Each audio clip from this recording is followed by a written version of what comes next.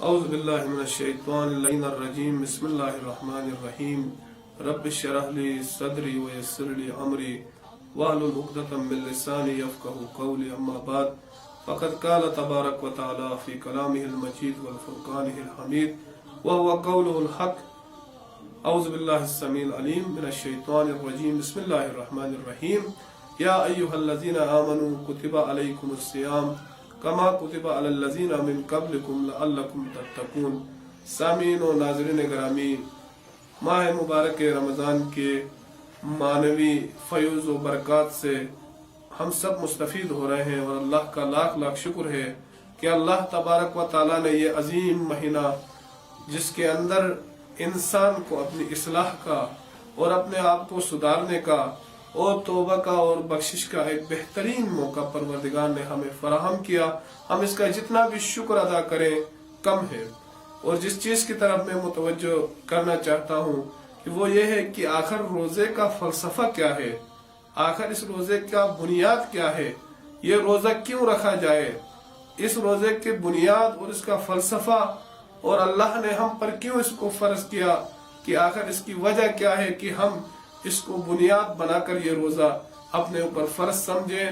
اور انسان کیونکہ اللہ نے حق اور باطل کو سمجھنے کے لیے عقل جیسی ایک عظیم نعمت دی ہے، اس عقل کے ساتھ تدبر کرے، سوچے، تو اس میں بہت سی چیزیں واضح ہو جاتی ہیں۔ خود قرآن، اہل بیت اطہار کے معصومین کے، اللہ کے رسول کے احادیث سے یہ واضح ہو جاتا ہے کہ آخر کیوں ایسی ضرورت پڑی کہ اللہ نے ہم پر روزے فرض کیے۔ سب سے پہلے معاشرے کی بنیادی اور جو ایک لازمی ضرورت ہے وہ یہ ہے کہ احساس اور درد جو معاشرے کے اندر ہونا چاہیے، کسی بھی اچھے معاشرے کی دلیل یہ ہے کہ اس کے اندر ایک انسان کی انسانیت کا تقاضا یہ ہے کہ اس کے اندر دوسرے انسانوں کا درد موجود ہو۔ اب دیکھا جائے تو جب تک میں خود بھوکا نہیں رہوں تو مجھے پتہ نہیں چلے گا کہ اس بھوک میں کتنی درد ہے، اور جب تک میں خود پیاسا نہیں رہوں تو مجھے پتہ نہیں چلے گا کہ اس پیاس کے اندر کتنا درد موجود ہے۔ جب تک میں خود مشکلات اور سختیاں برداشت نہیں کروں تو اس وقت تک مجھے پتہ نہیں چل سکتا کہ ان مشکلات اور سختیوں کے پیچھے کتنی سنگینیوں سے انسان کو گزرنا پڑتا ہے۔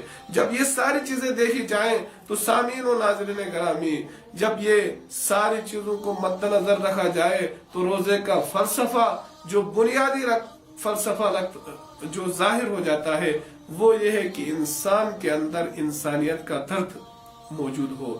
وہ دیکھیں کہ اس معاشرے کے اندر وہ لوگ کہ جن کے پاس 2 وقت کی روٹی نہیں ہے، وہ کیسے بسر کر رہے ہیں زندگی۔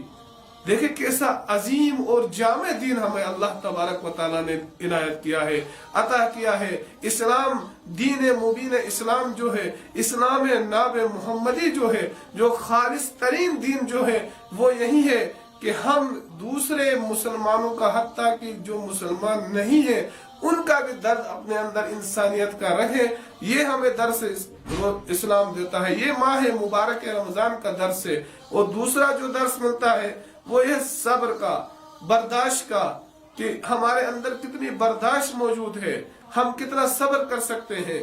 بھوک کی حالت میں، پیاس کی حالت میں ہم آیا اپنے دوسرے مومن مسلمان بھائیوں کے ساتھ کیا برتاؤ رکھتے ہیں، جو معاشرے کے اندر اور مخلوقات پائی جاتی ہیں ان کے ساتھ ہم کیسے برتاؤ کرتے ہیں، اسی روزے کی حالت میں پتہ چلتا ہے۔ اور تیسری جو بات ہے وہ یہ ہے کہ ریاکاری سے انسان کو نجات مل جاتی ہے۔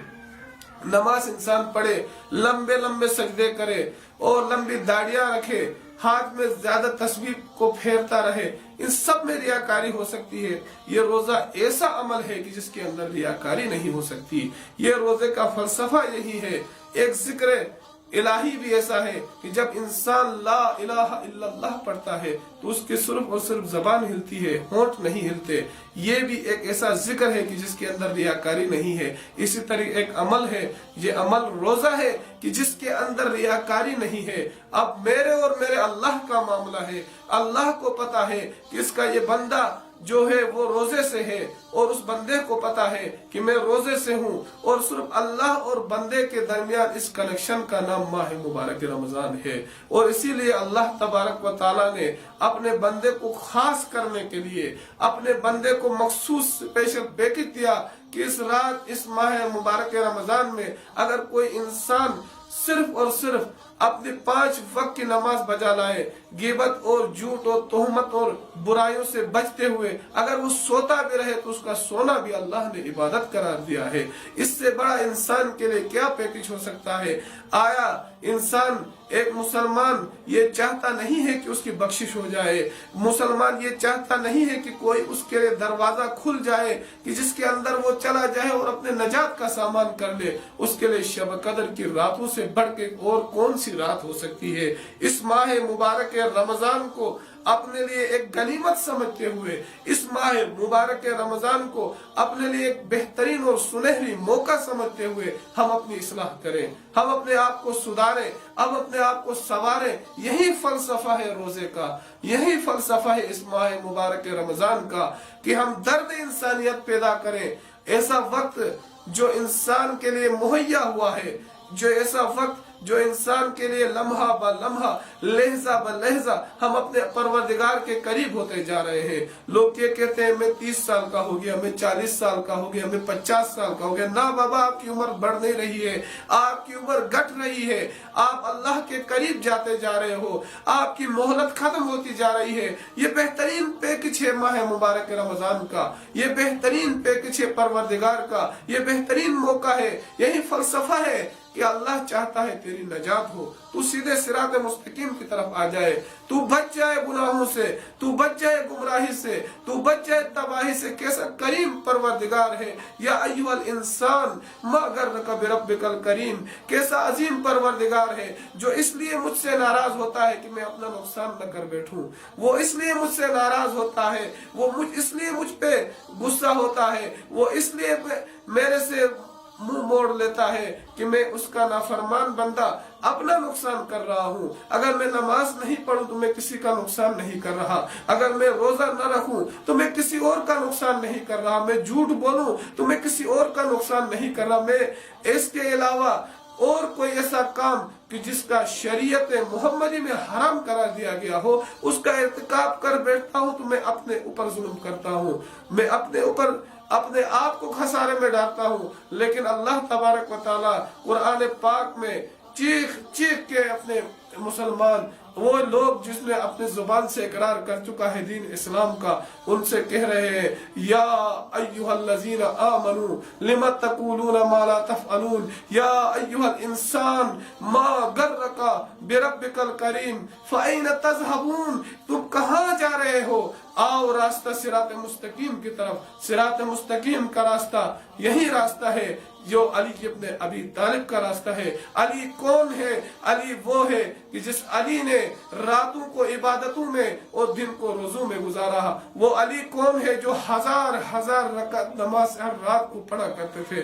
وہ علی کون ہے کہ جس نے اپنی زندگی میں تقوی اور پرہیزگاری کی عظیم مثالیں قائم کر دی. ہم فخر سے کہہ سکتے ہیں ہم اس علی کے شیعہ ہیں, ہم اس علی کے پیروکار ہیں کہ جو ماہ مبارک رمضان میں اللہ کے گھر میں شہید ہوا. ہم اس علی کے پیروکار ہیں کہ جو اللہ کے گھر میں پیدا ہوا, خانہ کعبہ کے اندر پیدا ہونے والی شخصیت علی ابن ابی طالب کی, اور مسجد کوفہ میں شہید ہونے والی شخصیت علی ابن ابی طالب کی. پیغام کیا ہے کہ اللہ کے گھر کو کبھی مت چھوڑنا.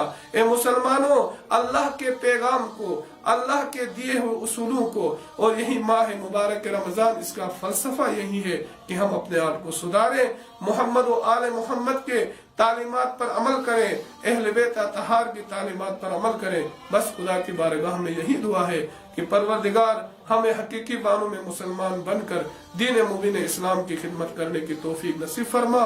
وما علينا إلا البلاغ المبين, وصلى الله على محمد وآله الطاهرين. اللهم صل على محمد وآل محمد وعجل